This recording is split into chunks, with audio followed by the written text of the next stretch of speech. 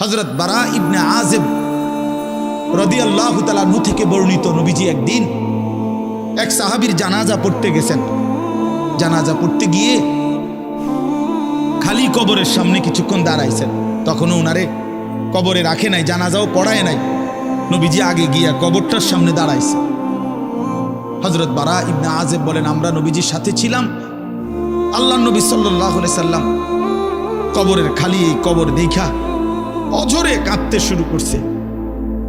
আমরা সবাই সাহাবীরা নবীজির সাথে কাঁদতে শুরু করলাম। অনেকক্ষণ কাইদা নবীজি চোখের পানি মুইছা আজীব কথা বলছে নবী।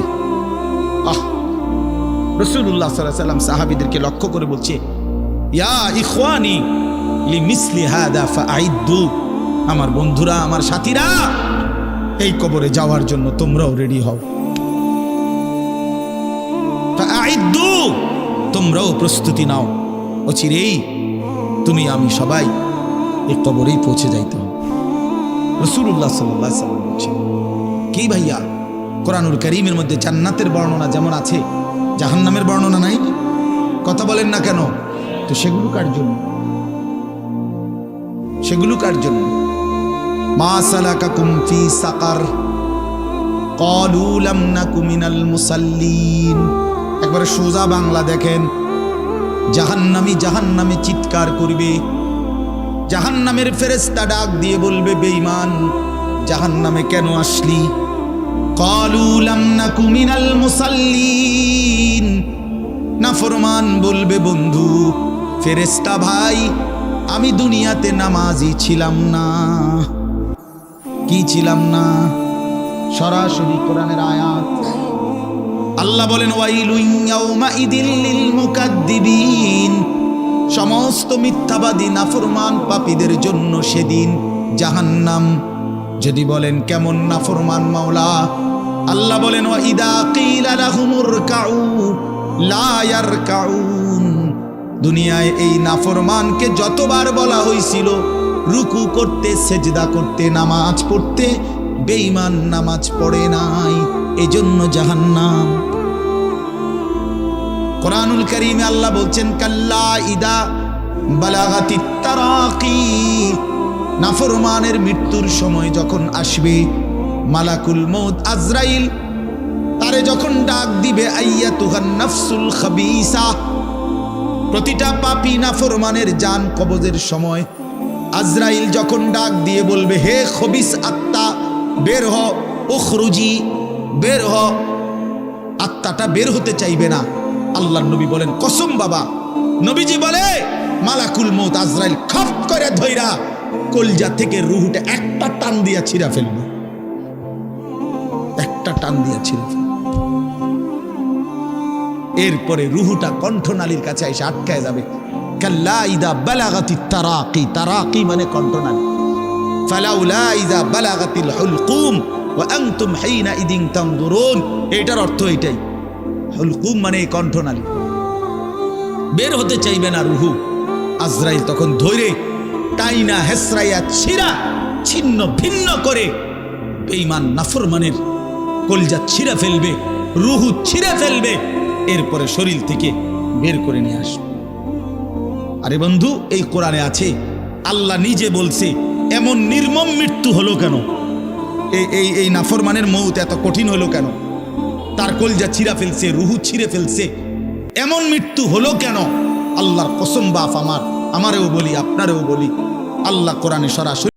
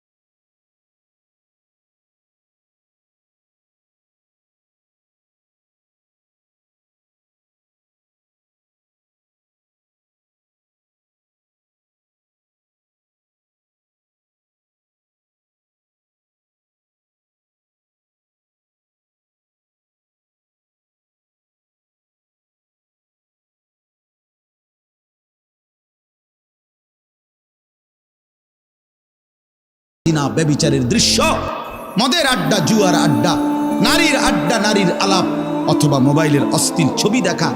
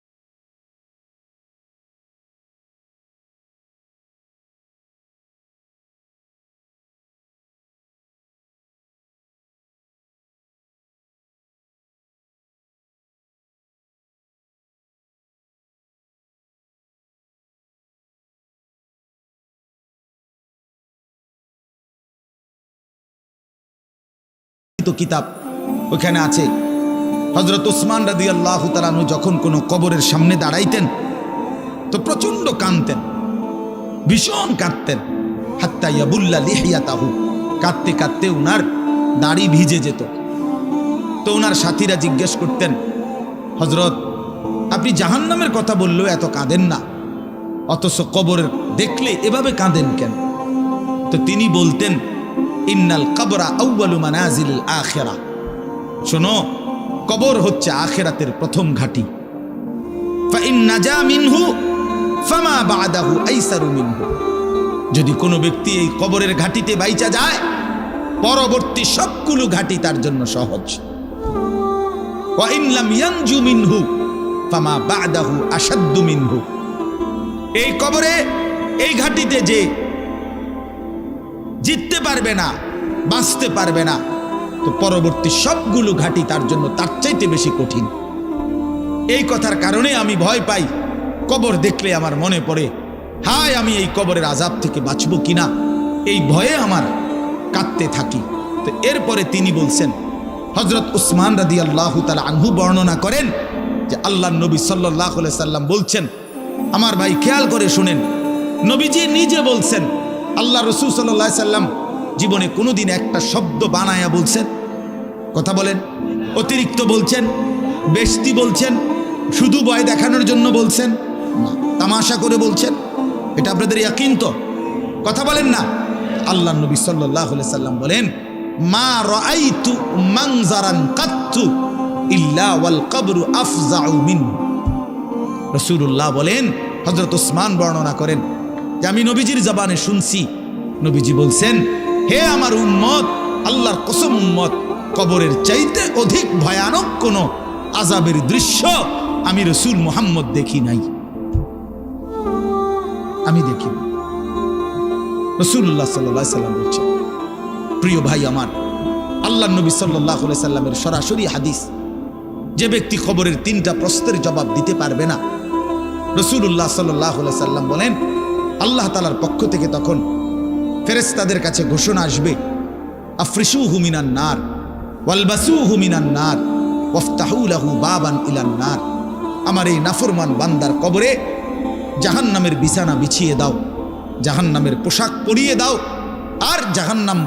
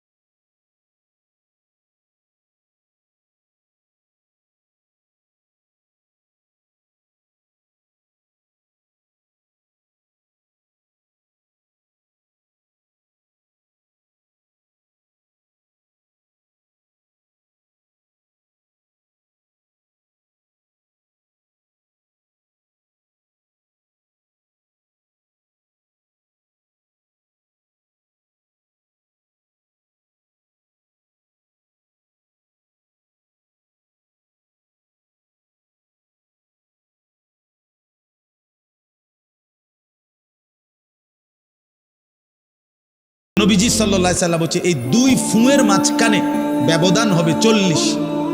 তো মুহাদ্দিসিনে কেরাম, উলামায়ে কেরাম বলেন কেউ কেউ এই 2 ফুঁয়ের মাঝখানে ব্যবধান হতে পারে 40,000 বছর। তাহলে ধরে নেন সর্বশেষ যেই লোকটা কবরে গেছে, যদি তার কবরে আযাব হয় তাহলে তার কবরের আযাব ভোগ করতে হবে 40,000 বছর।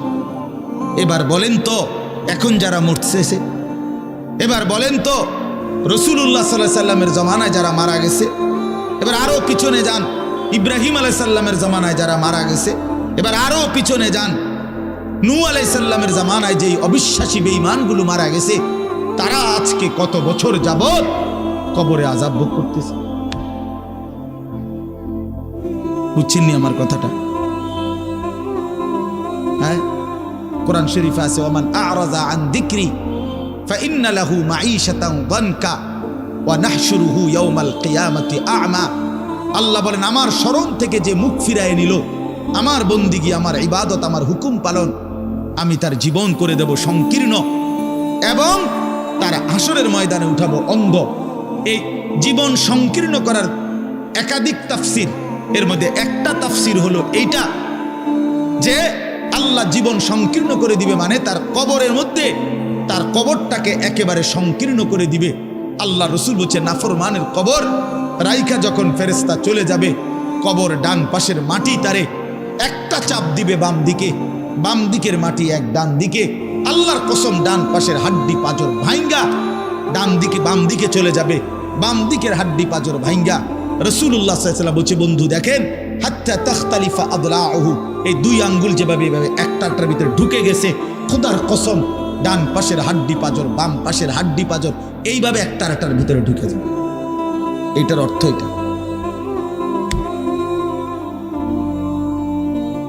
হ্যাঁ, রাসূলুল্লাহ সাল্লাল্লাহু আলাইহি সাল্লাম একদিন হযরত বারা ইবনে আযিব রাদিয়াল্লাহু তাআলা আনহু থেকে বর্ণিত, নবীজি একদিন এক সাহাবীর জানাজা পড়তে গেছেন। জানাজা পড়তে গিয়ে খালি কবরের সামনে কিছুক্ষণ দাঁড়াইছেন। তখনও ওনারে কবরে রাখে নাই, জানাজাও পড়ায় নাই। নবীজি আগে গিয়া কবরটার সামনে দাঁড়াইছে। হযরত বারা ইবনে আযিব বলেন, আমরা নবীজির সাথে ছিলাম। আল্লাহর নবী সাল্লাল্লাহু আলাইহি সাল্লাম কবরের খালি এই কবর দেখা অঝরে কাঁদতে শুরু করছে। আমরা সবাই সাহাবীরা নবীজির সাথে কাঁদতে শুরু করলাম। অনেকক্ষণ কাইদা নবীজি চোখের পানি মুইছা আজীব কথা বলছে নবী। রাসূলুল্লাহ সাল্লাল্লাহু আলাইহি সাল্লাম সাহাবীদেরকে লক্ষ্য করে বলছে, ইয়া ইখওয়ানি লিমিসলি হাদা ফাআইদ্দু, আমার বন্ধুরা আমার সাথীরা